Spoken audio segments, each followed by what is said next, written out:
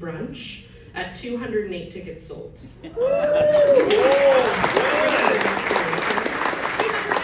300 next year. Bigger venue. Bigger venue. With power. Yeah, make sure it's got a generator. Yeah.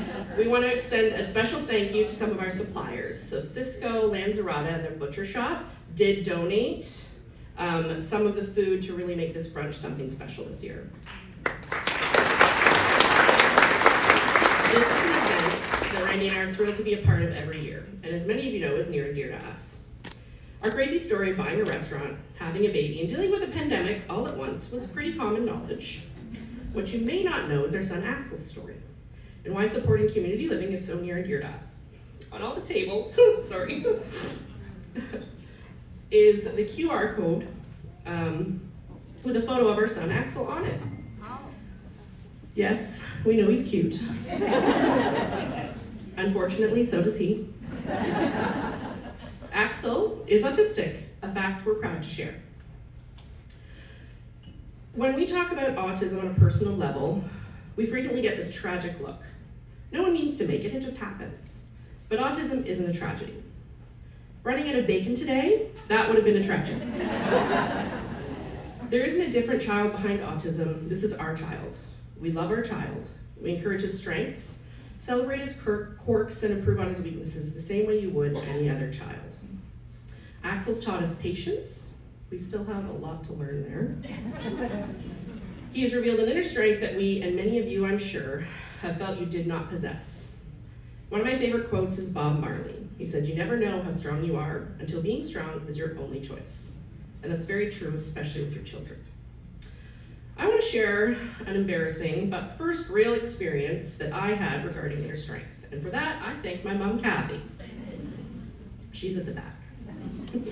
Picture a 19-year-old Ashley. I was in a provincial cooking competition qualifying for nationals and working at Parliament Hill in Ottawa. I was home practicing my menu on my mom and her friends. In a hot cooking competition, you have a strict time limit, and everything's literally timed to the minute. I was making this chocolate French fondant cake, and although it wasn't considered devil's food, I felt this recipe was particularly possessed. After screwing it up for about the third time, I sank to the kitchen floor and started crying. I don't mean a single tear, adorable silent cry. I was ugly crying. The kind of crying that if you have a daughter over the age of 13, you know what I'm talking about. Now, Kathy gave me some space to have my feelings and then said, "Ashley, are you gonna do that in the middle of the competition?" Today, thinking of that moment, it seems silly, but at that time, that competition meant everything to me. So I got up off the cold ceramic floor, made it again, this time perfectly. I went on to win gold at provincials, represented Ontario Nationals where I placed silver, and was sent to Santiago, Chile to represent young women in culinary for Canada, as well as assisted in Culinary Team Ontario in Germany for the Culinary Olympics. Yes, that's a thing. And no, you can't be a taster here. Why did I feel this particular story was relevant today? Because sometimes we all need help to get off the kitchen floor. This help can come in many different ways: financial, physical, emotional, and even educational. For this, community living is there. Community living is about advocacy, inclusion, and support for those in the community who are affected by a developmental disability. When a flower doesn't bloom, you fix the environment in which it grows, not the flower.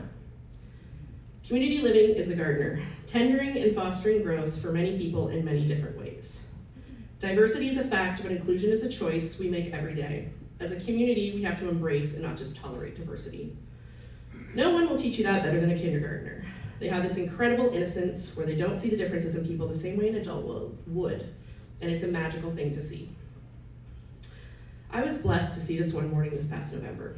I was dropping Axel off at school, Mr. Popular apparently. I watched as he ran into the playground, greeted by his classmates. I don't know why, but on this particular morning, I parked my car and watched as he ran off with a group of kids playing their own version of tag. To many parents, this is such an ordinary thing to witness, and you wouldn't give it a second thought.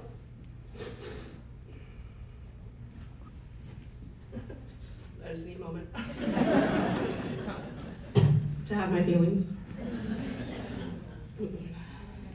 I sat there and cried, happy tears, because I'd never seen Axel engaged in playing so freely with other children. As autism parents, Randy and I are so blessed to celebrate all the little things not all parents would.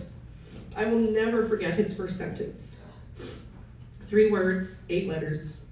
We say I love you every night while tucking him into bed. 1,487 nights later, he looked up at me and said, I love you back, for the first time. Up until then, Axel had little to no spoken communication, which we're finally getting now. He's 5. Your presents and donations today are supporting programs at Community Living to make all the little things and big things possible for parents, adults, and children within this wonderful community. A cause that may not affect you personally. We wish to thank all of our amazing staff for all their hard work.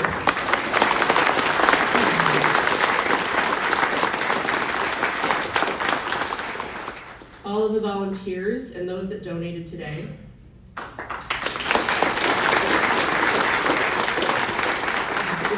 you come back up here for a minute? Don't make me cry. Susan, can you join us as well? Suzanne.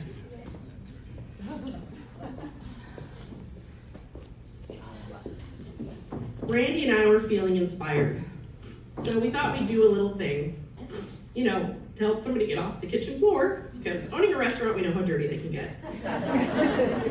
Randy told Jen last year that Community Living can count on the continued support from Tall Trees. So in addition to donating the brunch, it's our pleasure to donate an additional $5,000 today.